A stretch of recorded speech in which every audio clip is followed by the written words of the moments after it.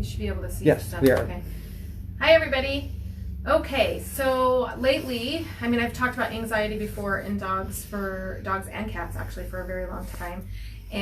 But lately, it's been really coming across a lot on all of the groups that I subscribe to. My clients are asking me a lot, so I don't know what's going on. Usually I see a lot of this more around 4th of July, so I'm suspecting that it might have a lot to do with COVID. So I thought, why not? I'll do another video on anxiety and we can talk about different things.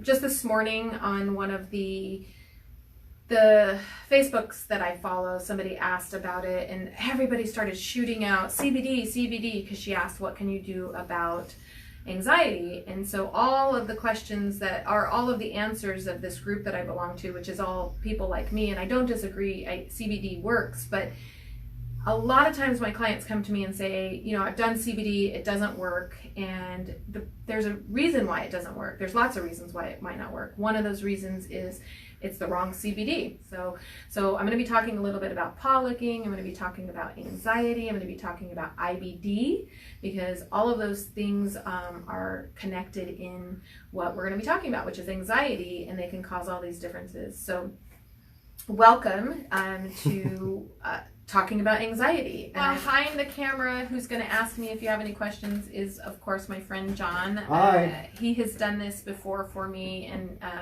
he was just on our podcast that we just did on drug usage in animals. Drug usage. We did it on the overuse of drugs. Yes, because opioids. Whoa. And we had Dr. Bug on, and John was my first guest host, and it ended up being such a fabulous episode that we made it our premiere episode, and so hopefully you guys are going to watch that. But John's going to be sort of behind the camera, so if you have any questions, he's going to stop me and then ask me the questions.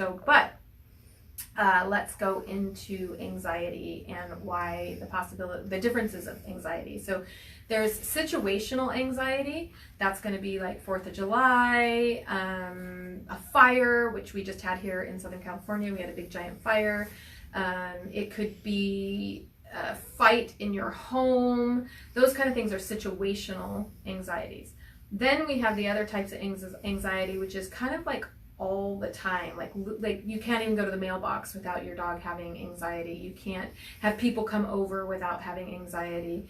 Those are more along the lines of the anxiety that I want to talk about, although I think situational anxiety is something that we should definitely address, but there are different ways to address it. So we're going to focus this on the overall kind of chronic anxiety that pets have.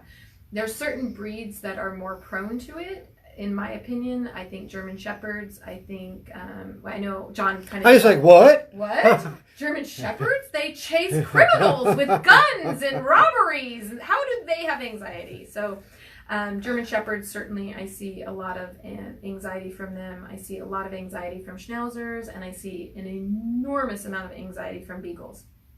That's just my experience.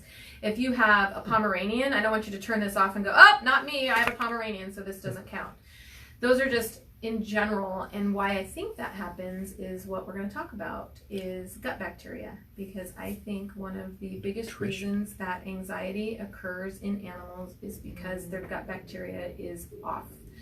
So those things can start to cause all sorts of issues, and including major health issues and all the way into anxiety. There's actually been a lot of research in humans where they're doing fecal transplants for people who are suffering from anxiety.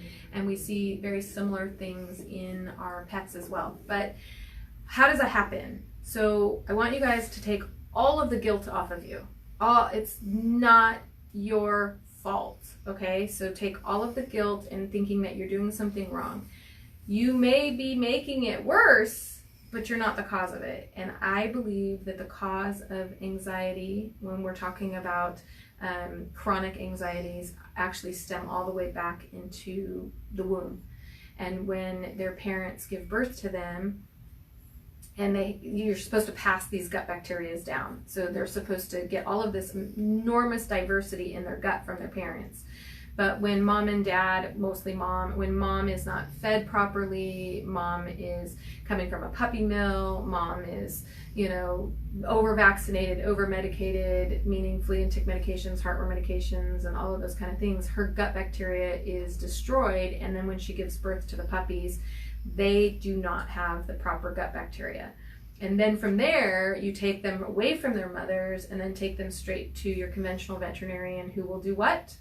Vaccinate, medicate, and do more damage. And so the puppy, and then poor diets. And so you're starting to create the problem. Why I say it's not your fault, because who would even think of that? But that is in fact the cause of anxieties like these, not 4th of July anxieties, but that chronic, I just have this super nervous dog all the time.